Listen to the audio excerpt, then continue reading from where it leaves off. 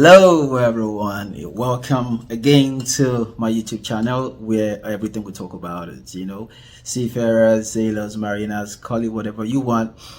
And we also talk about the industry as a whole, everything related to the industry we talk about here. Thank you all for watching previous videos. Thank you for liking, for subscribing, for sharing them to others who might find this interesting and educating. All right, today we're going to be talking about something that I'm familiar with as well. And this is because we've had someone in the comment section in some of our previous videos ask about this particular topic. And what am I talking about? They asked, what exactly do the divers do?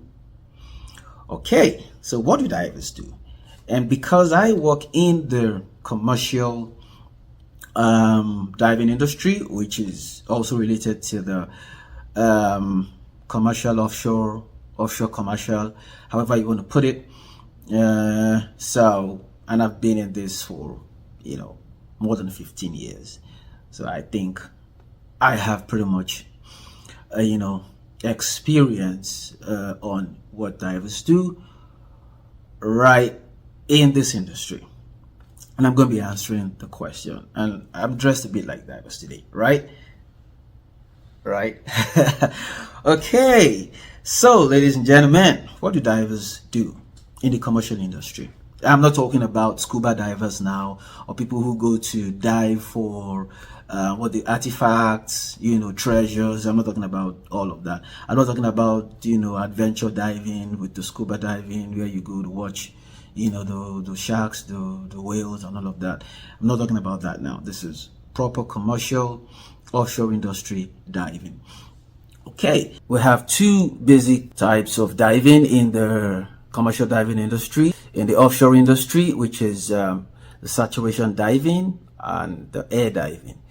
All right, the air diving basically, as it implies, talks about you breathing oxygen, basically oxygen, nitrogen, or whatever.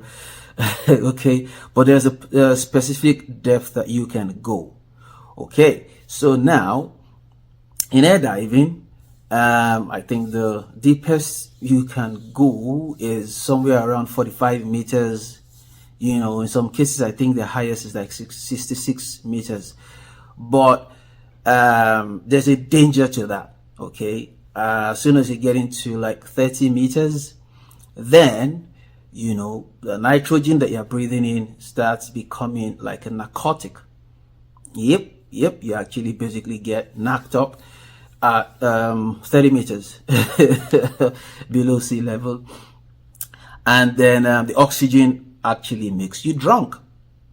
Yep, oxygen. This oxygen that we are taking in normally like this, there's a particular depth that you go to, okay, that the right quantity you're supposed to take in. If you take that at that depth with that much pressure, you get drunk. Yep. So that's why in the commercial industry, they try to keep it like around 20 meters of depth for oxygen. There is no supervisor will want to put his or her divers, on air diving below 20 meters. I don't think there's anyone who wants to, risk that. Apart from the decompression time, the risk, like I mentioned earlier, nitrogen, oxygen, the effects of it below 30 meters, which is about 100 feet. Nobody wants to write plenty of reports. Besides, it's not safe. It's actually not safe. It's not worth it. Okay, that's why we do saturation diving, because you can now go deeper, you can stay longer, because everything is all accommodated for. Rather than breathing, your oxygen and nitrogen composition and all of that you do in air diving, you now do helium oxide. All right, that's what they breathe in saturation diving. And just to get you interested a little bit, the saturation divers actually earn somewhere around $1,000 a day. Yes, about $1,000 a day. And the Air divers are somewhere around $500-$600 a day, but it depends. Okay, it depends on where you are, whatever industry you find yourself. But from my experience, I can tell you for a fact that such divers or saturation divers, I'm not even talking about supervisors, I'm not talking about superintendents now, just saturation divers earn around $1,000 a day, and air divers are somewhere around $500 to $600 a day. All right, now that we've said that, okay, I hope I've gotten your attention with how much these guys earn. Okay, all right, shout out to Diver Supply. Okay, what they do basically is they supply diving equipment, name it, from top to bottom. They supply everything, dive equipment. Okay, and these guys are really good. All right, what do they do? In the commercial industry, first and foremost, what they do is basically maintenance. Okay, we have what we call periodic maintenance, which under it we have predictive maintenance, we have preventive maintenance or preventative maintenance, and then you have corrective maintenance. Okay, you have thousands of pipelines that are subsea, that is below sea level. Some of them are on the seabed, some of them are not on the seabed, but they're actually subsea pipes, and those pipes require this maintenance. Okay, be it preventative, be it corrective. I give an instance. I think it's offshore Lome many years ago, where a particular ship was dragging her anchor, and some way somehow this anchor caught one of those pipes that are subsea, and it ruptured the pipe. Okay, it's a gas pipeline if I remember correctly, and so you could actually see bubbles like on the surface because the gas was coming out. Yeah, so what they do is shut the valves that are linked to this pipes, and then the divers would then go down there. I think we had to do a temporary repair with cement first and foremost, just to block it, and then eventually there's what we call spool replacement. So you take a short piece of this pipe out and then put another one in, all right, with flanges on either end. So these are what the divers would do. They go down, they disconnect that particular spool out, and then get a replacement and put it back in. Yeah, so that's the corrective maintenance. That's one of the things that the divers do. All right, sometimes you just have to go down there and shut the valve to close whatever is supplying a particular location. Okay, just to go down there and shut it manually. They do that as well. So that's one of it. Now we also have manifolds. Okay, this is like a structure with connections of different pipes coming into it, and valves that these pipes are connected to. All right, these manifolds, some of them are hydraulically operated, some of them manually operated, and so on and so forth. So sometimes, of course, you have sea growth, you have a lot of things going on under the sea surface that could affect these manifolds or these pipes. So the divers will have to go down there sometimes. And there's a job that I did last year. We did this job on a manifold where one of the valves wasn't operating properly. So the divers had to go down there to see what is actually making it stuck. All right, so that's another thing that they do. And we also have what we call pigging. Now this is where there's a tool that is being inserted into the bore of a pipe. I hope I'm not boring you with all of this, okay? But this pigging is a tool that is being inserted into the bore of a pipe, and this, what it does basically is like cleaning of this pipe, all right, flushing, whatever it is, and inspection. Basically, you could actually see inside the pipe, and then it also does some cleaning from one end to another end. And so, but the divers have to go down there and insert the tool into the bore of the pipe. Okay, these are some of the things that they do. And also we have platforms, oil platforms. Okay, and now these oil platforms, they do have what we call risers. And the risers are basically, connection from the oil well to the surface, to the platform. Okay, and these oil wells, most of them are on the seabed.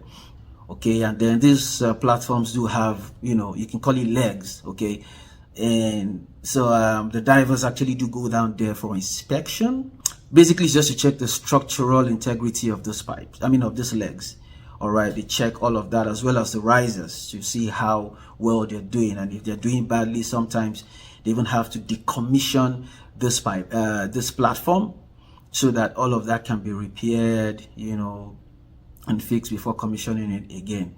All right, so these are some of the things that they do.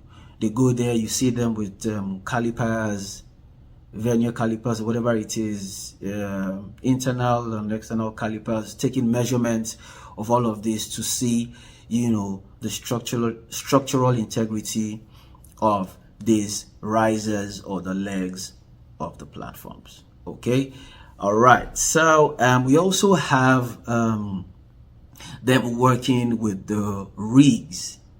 Okay, most times they also go to check the blowout preventers. Okay, the divers actually go there to check it. They do their periodic maintenance on it as well. Okay, and also they do what we call the stack guide base inspection. All right, they also go there to check the base of the guide base of these BOPs. All right, and also the divers are the ones that actually guide this BOPs, blowout preventers, into the base. All right, they do that as well. Like I mentioned earlier, they also check the hydraulics, the mechanical, electrical connections to all of this, and they check the anchors for the rigs. All right, they also check the integrity of these anchors. You don't want to see your anchor give way while you're in the middle of an operation. This could actually cause damage to lives and properties. So the divers will go down there to check all of this and act according to whatever it is that they see there. Also, you have cases where they go to check the thrusters of some ships or vessels.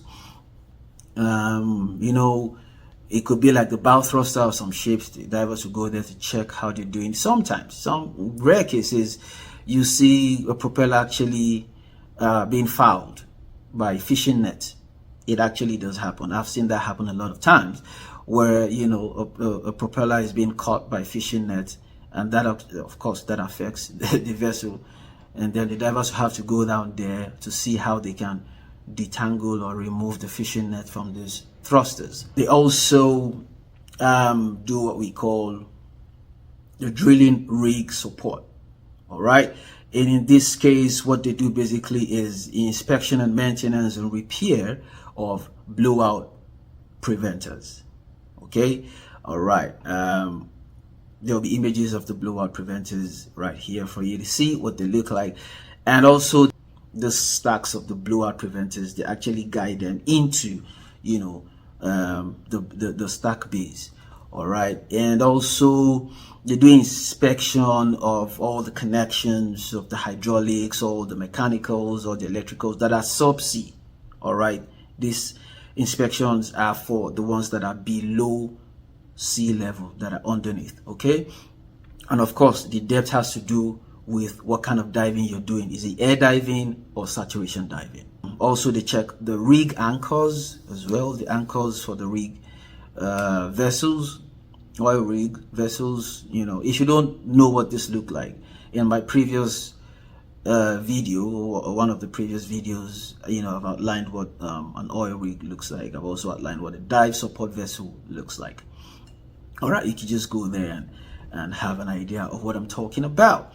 So yeah, this is what divers do, and many more. They're not limited to this, but this is just a few of, these are the common things that they get to do in the commercial diving or offshore industry. We have air diving and we have saturation diving. I'm not even talking about ROVs now. These are totally different. Okay, they also do subsea jobs, but they are totally different because these are not humans now, even though they are being operated by humans, but they are not actually humans. Okay, in another video we'll talk about the ROVs. But yep, I hope I've been able to point it out to you as per what divers do in the commercial offshore industry. Until next time, bon voyage.